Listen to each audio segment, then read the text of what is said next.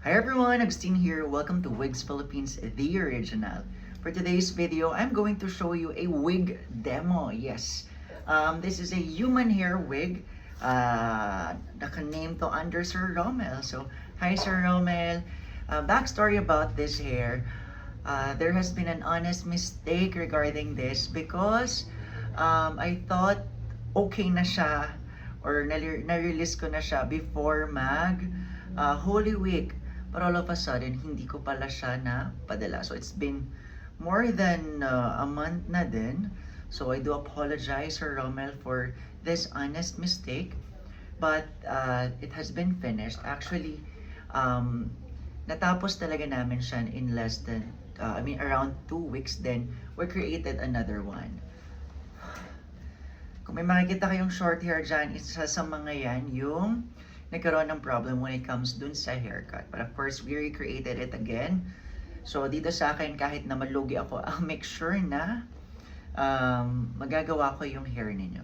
So, for this one, basic cap construction pa rin tayo. So, I'll show you the inside cap. So, we have a lace, HD lace, and then of course, our small logo, and an adjustable straps at the back. So, very basic lang ng ating cap construction. So, this one is a fully customized. So, I'll show you the haircut. Mas makikita niyo yung haircut. So, suotin muna natin siya. So, ito no glue needed. As in, patong lang. And then, of course, i-align natin yung itong sa ear tabs at the sides. And then, course, pasok natin siya. So, I'm wearing a wig grip para mas matibay yung wig, or should I say, mas strong yung hold ng wig sa ating cap. So, ayan. So, here's what the wig looks like on me. So, ayan. Actually, medyo mahaba pa nga siya. I think it needs trimming pa, no? Yan. There it is. Actually, mahaba pa siya. Yan. So, here's what it looks like. But of course, we can definitely trim this naman upon delivery.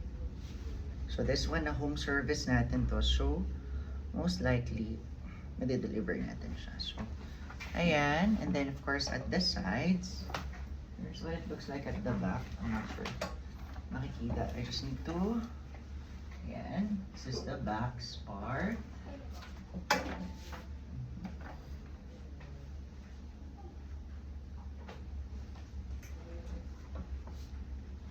Okay, so ayan.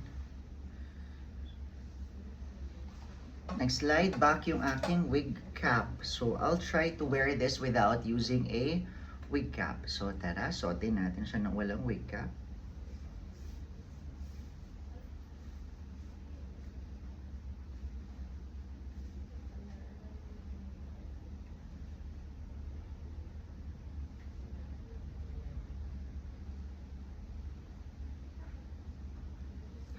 Alright.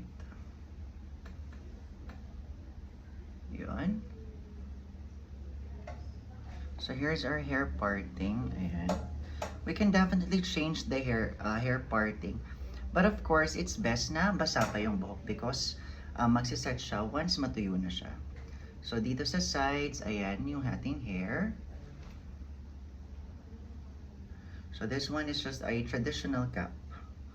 So medyo naka-volume up siya. But of course, you can use any hair products para like hair gel or hair wax para mas maayos siyang tingnan. So I'll show you the back part again nang wala na tayong suot na wig grip. Alright?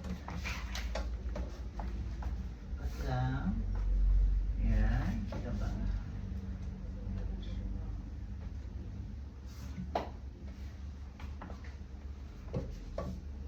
Alright, so this one is really snug to my head. Pero, wala yung glue. Alright? So we still have an excess lace. It just needs to be cut off once nagagamitin nyo na. Dito sa akin, it's just a little proof na bago ang inyong human hair wig. Alright, so yeah, there you have it. So ito, hair ko to. Ito yung wig itself. So, yeah, but if ever naman wala kayong hair, it would still looks natural. Ayan, no? Ganyan siya. Alright. So if you have any questions or you're interested in getting a wig like this, you can definitely contact us on our mobile number and also message us here on our Facebook page. So my name is Agustin. Thank you so much for watching. This is Wigs Philippines, the original. Have a good one. Bye!